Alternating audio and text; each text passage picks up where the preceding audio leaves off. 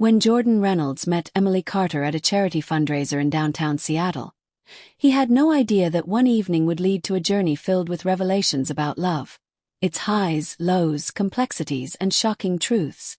Jordan was a psychologist who had spent most of his life researching human behavior, especially in the realm of relationships.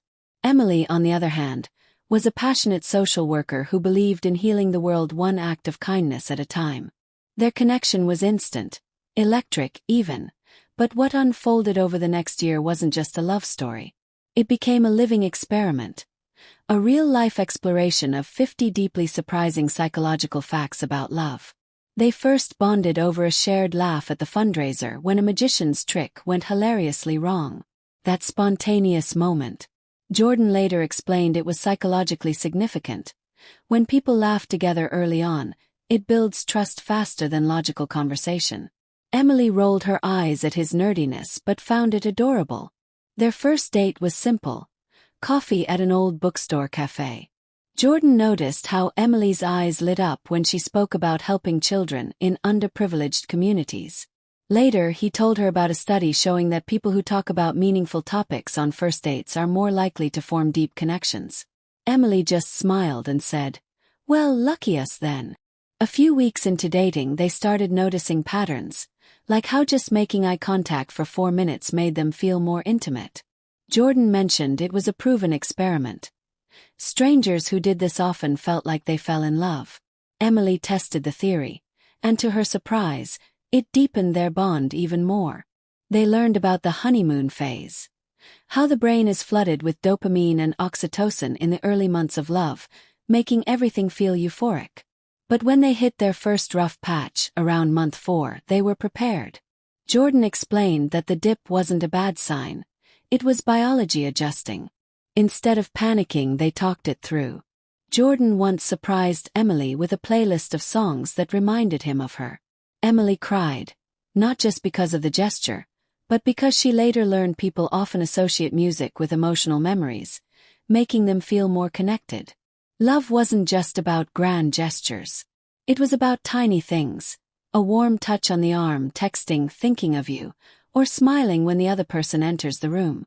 Jordan explained that these acts, known as bids for connection, predicted long-term relationship success better than anything else. On their 6-month anniversary, they took a trip to San Diego.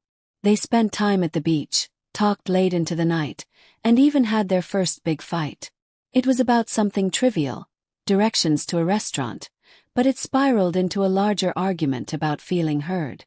They didn't sleep well that night, but the next morning they made a promise: to always return to each other with curiosity, not criticism. Jordan shared that couples who repair conflict quickly tend to have stronger bonds.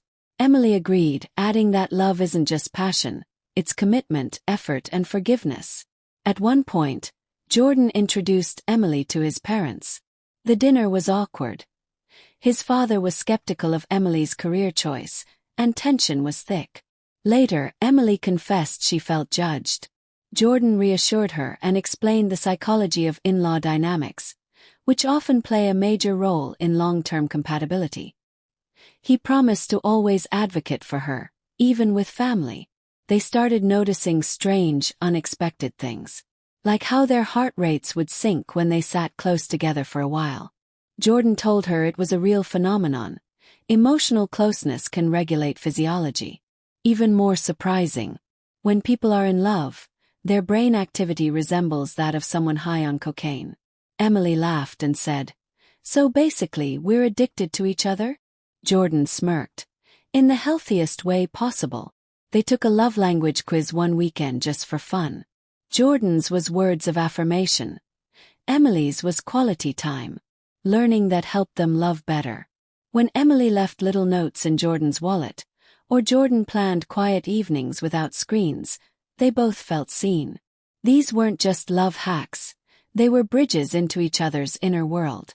By their 9th month together, they were practically inseparable. Yet they respected personal space, another crucial element of healthy relationships.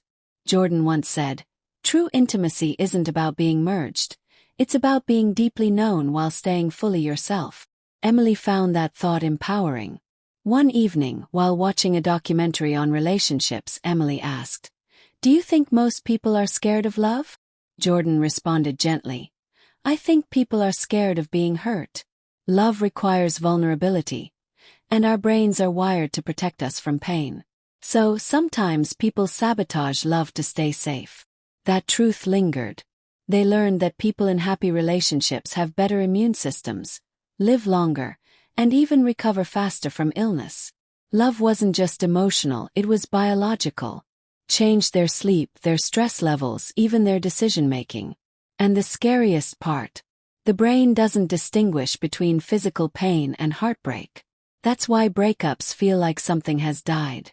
Still, despite knowing the science, love remained a mystery. No study could fully explain why Jordan felt butterflies when Emily danced in the kitchen, or why Emily still got nervous before every date night. Some things defied explanation. On their one-year anniversary, Jordan proposed. Not with a fancy ring or viral stunt, but with a handwritten letter describing 50 psychological facts he'd learned about love through her. The last line read, "And the most shocking fact of all, despite all the data, love is still the only thing that makes me feel completely alive." Emily cried, nodded yes, and kissed him before he could even get on one knee. Their wedding, held the following spring, was simple and full of joy. Emily walked down the aisle barefoot, holding wildflowers. Jordan, ever the thinker, read a vow that began with a statistic. Couples who laugh together are 30% more likely to stay together, and ended with, "So let's laugh through everything." Years later, as they sat on their porch watching their daughter play, they reflected on what love had taught them. It wasn't always easy. They had weathered losses, job changes, and personal growth. But each challenge reinforced the same lesson. Love isn't a magical feeling. It's a series of choices backed by empathy, understanding, and genuine interest. Jordan eventually wrote a book based on their experiences, titled 50 Psychological Facts About Love That Will Shock You. It became a bestseller not because it had shocking information, but because it told the truth. Love is more powerful, more surprising, and more beautiful than we are ever prepared for. The final chapter wasn't a conclusion. It was a beginning. Because even after decades together, Jordan and Emily knew one thing for sure: there's always more to discover about love.